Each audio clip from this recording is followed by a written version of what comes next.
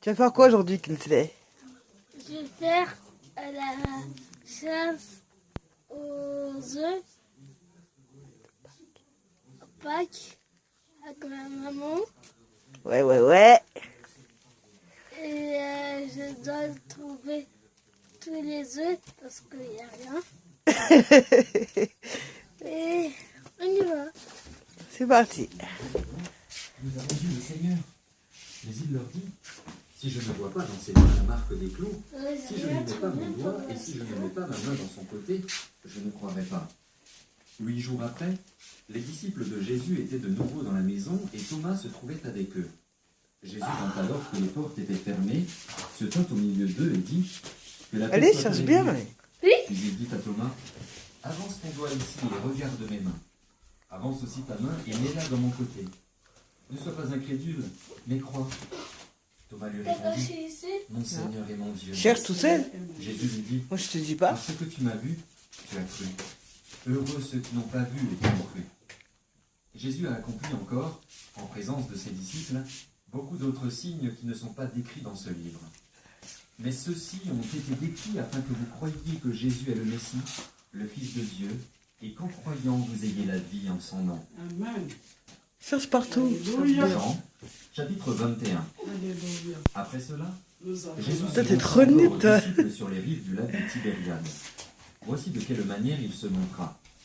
Simon-Pierre, Thomas, appelé Didyme, Nathanaël, Allez, c'est vrai. qui venait de Cana en Galilée, les fils de Zébédée et 2 autres disciples de Jésus. Mais pourquoi je se te trouvaient dis ensemble. cherche tout seul? C'est toi qui voulais faire ça, non? Pierre leur dit, je vais pêcher.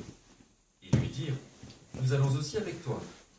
Ils sortirent et montèrent aussitôt dans une barque, mais cette nuit-là, ils ne prirent rien. Le matin venu, Jésus se trouva sur le rivage, mais les disciples ne savaient pas que c'était lui.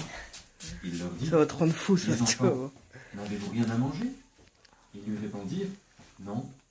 Il leur dit, jetez le filet du côté droit de la barque et vous trouverez. Ils le jetèrent donc et ils ne parvinrent plus à le retirer, tant il y avait de poissons. Alors le disciple que Jésus aimait dit à Pierre, T'as déjà fouillé là, y'a rien. c'est le Seigneur. Dès qu'il eut entendu que c'était le Seigneur, Simon-Pierre remit son vêtement et sa ceinture, car il s'était déshabillé et se jeta dans le lac. Les autres disciples vinrent avec la barque. Y a rien là-bas. Plein de poissons, car ils n'étaient pas loin de la rive, à une centaine de mètres. Mais c'est toi qui voulais faire ça, joue. Lorsqu'ils furent descendus à terre, ils virent là un feu de braise avec du poisson dessus et du pain.